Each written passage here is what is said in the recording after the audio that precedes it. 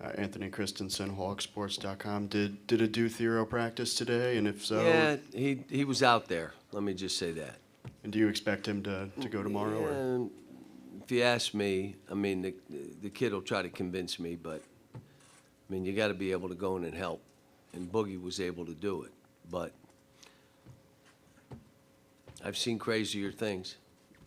And then one more for me, just with Jonas dealing with the injury issues he had throughout the season, was there anything you or the staff did to, I guess, help him along and kind of help him get to the point where he's having the impact he's having now? He and Z both and TB really worked their way out of the positions they were in. And, Kenny Payne, driving him mainly to get him in better shape. I mean, Jonas was out 4 months and maybe almost 5 months with the injury. So he's only been playing the last 12 games. TB was playing behind Adu, so he played some good games, but it's only been, 10 games?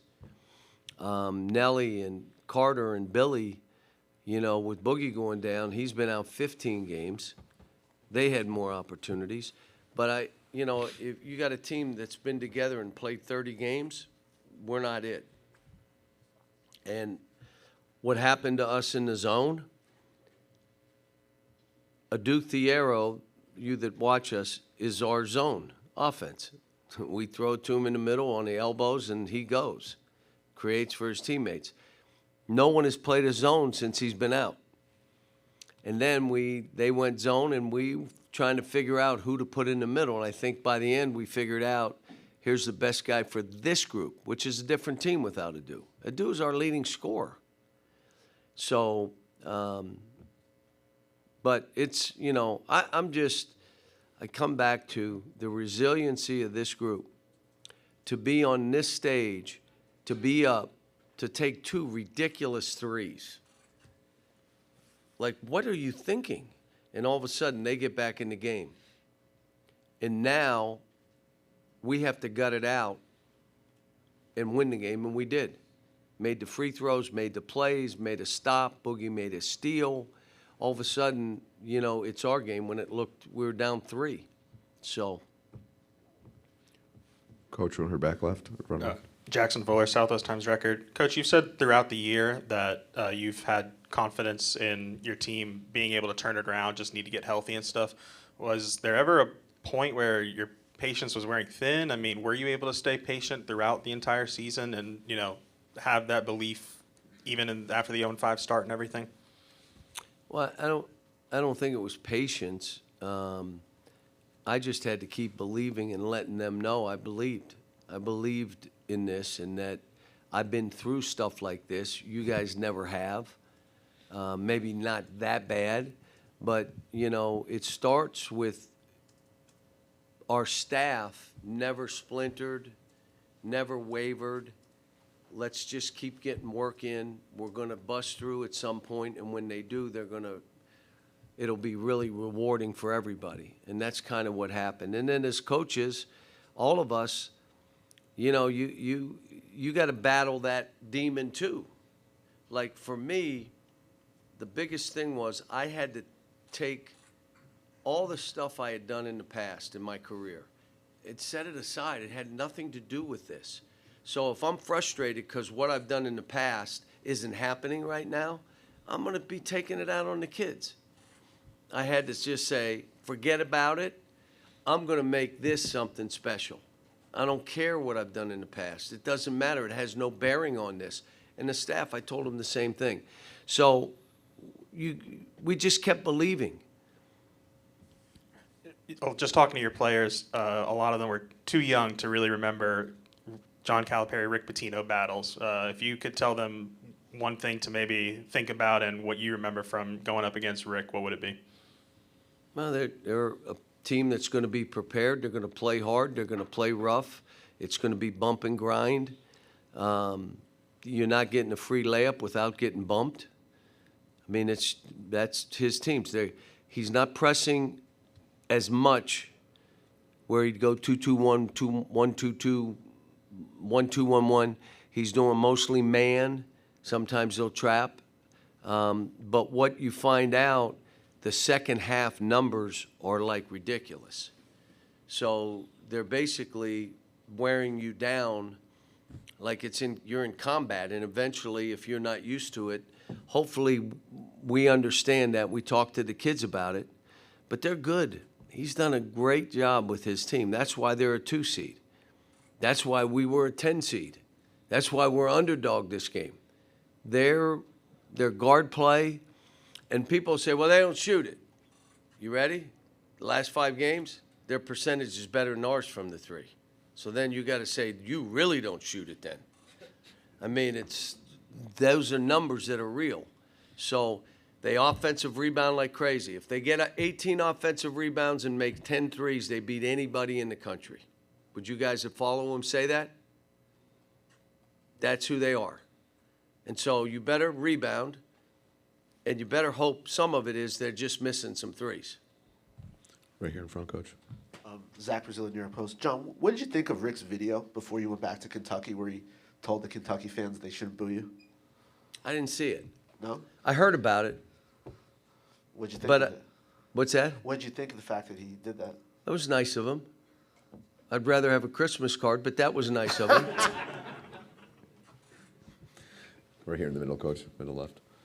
Hey, Coach. Ty Richardson, ESPN Arkansas. To kind of go off Jackson's question, I know a lot's been made about you and Coach Pitino, and he kind of joked yesterday you guys aren't playing one-on-one. What is your relationship like with Coach Pitino? It's fine. We both started in 5-star, the basketball camp with Howie Garfinkel and Will Klein.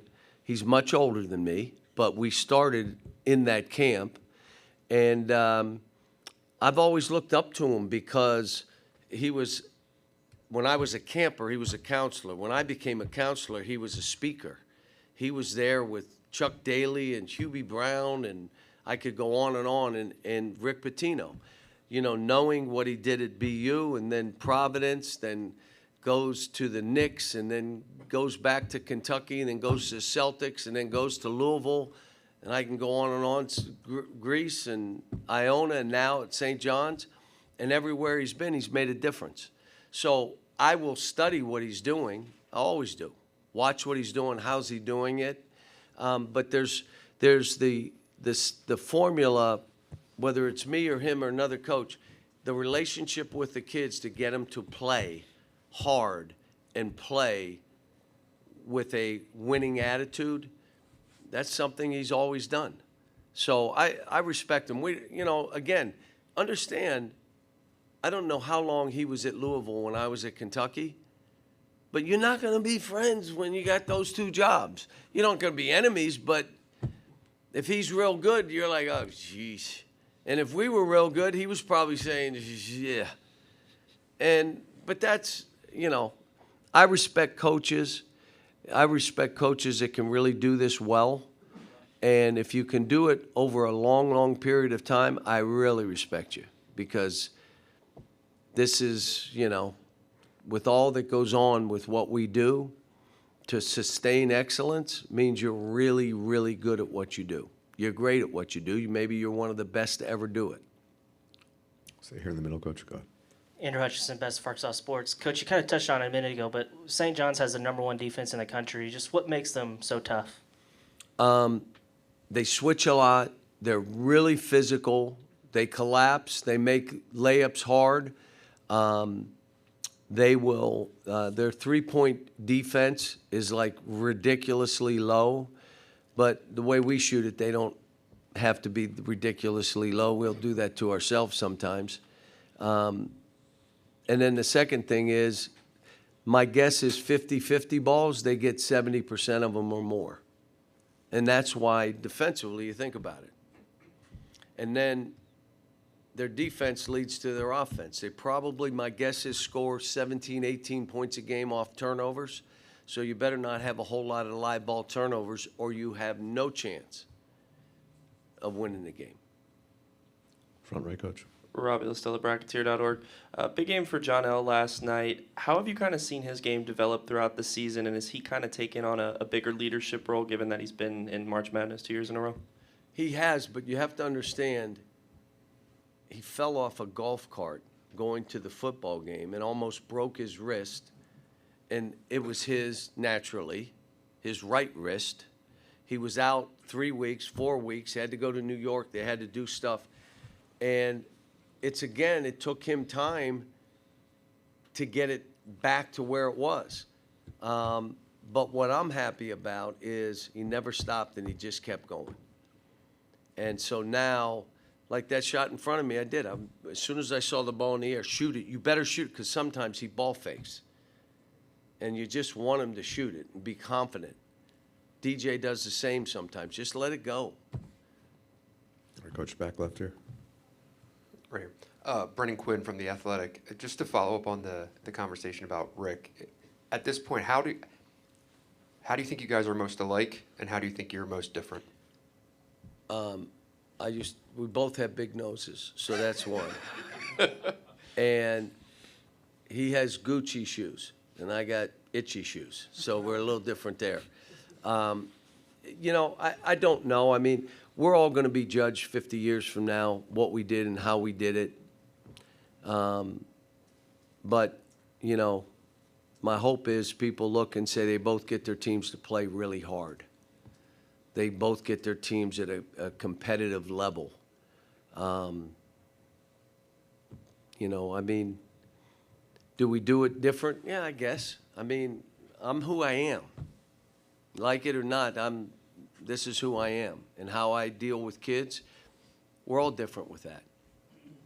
And when you talk about, if I can, sorry, when you talk about the fragility of coaching relationships, how do you kind of feel about that? That you're in this profession where there might be people that you want to maintain relationships with, and it gets challenging.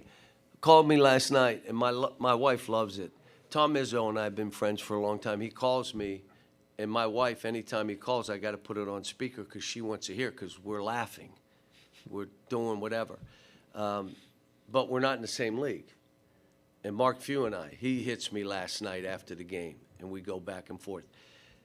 That's in this profession, that happens.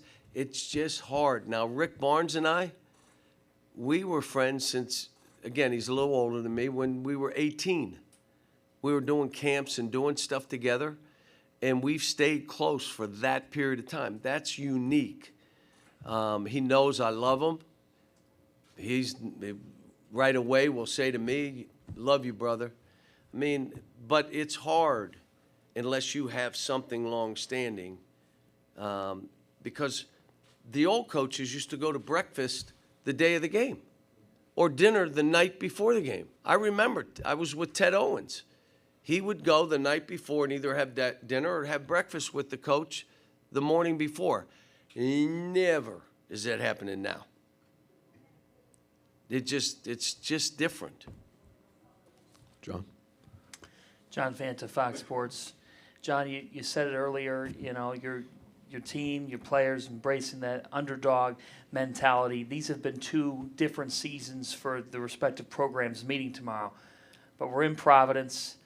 You're on Federal Hill, heavy Italian community around here. I've gone under the pineapple about 6 times already. Go under it, let's go Italians, let's do this. But go ahead. All of those things, the rich basketball tradition in this town. And now, in a world where you could have easily never met again, how much do you feel the basketball gods have led these 2 programs to meeting tomorrow? He's on chapter 2 of his new book, and we're on chapter 1. Matter of fact, we're probably on the first few pages of the chapter. But it's both of us writing another story and then being able to come back here. Now, Father Jay is in Florida, so I wanted to give him confession, but he's not here. Kenny Ford, Jersey Red, all you in Providence know who I'm talking about, has passed away, but his daughter went to dinner with us 2 nights ago, and Paxson, who I'm her godfather. But there are friends that I have here. We were just talking about Billy Reynolds passing away. I mean, I was at UMass, not far from here, for 8 years. And so, no, I love Providence. I love Federal Hill. I love the city. To be able to come back and be here, I was happy. One of my players asked me, as you probably know, where's Providence? And I said, in the United States. But no, this is, and I even love running around and seeing the old houses on the street. And, you know, I mean, this is the history here of, you know, reminds me of in the areas of Boston, the same kind of deal. To the right, Coach. Mike Vaccaro, New York Post. John, what was it like? You touched earlier about five-star. What was it like being a coach with some ambitions, a young coach, going there for the first couple of times? You just hope Garf at the introduction gave you a nice introduction. And it meant something when you're 19. But you also look around the room and you're like, again, Hubie Brown, Chuck Daly, Rick Pitino, Mike Fratello. I can go on and on. I'm leaving guys out. But you're kind of overwhelmed because they start talking and you know none of it. Like, they're doing stations and literally you're learning how to coach, learning what it means to coach. And I was in that laboratory and able to do it. And Garf and I stayed friends until he passed away. Will Klein is still a friend. But they gave all of us, Rick included, an opportunity in this profession. And I'm forever grateful. And to learn from those guys, learn from Rick. I mean, you know, he was doing stuff, individual stuff and workout stuff and ball fakes and all this stuff. And ball up, knees down. That's your ball fake. Ball up, knees down. I mean, you just learned all kind of stuff that you're like, wow, that's pretty good. So that was a laboratory. And again, the games there, I coached one team that they were sophomores, and I was coaching at UMass. They were better than my players at UMass, and they were sophomores back then. Grant Hill was on my team. Danny Ferry was on my team. They were sophomores. What? John Wall. I mean, it's crazy. At that time, that's where you went. You went to five-star, and I got to coach there and learn to coach. Thanks, Coach. Any others? We have time for one or two more.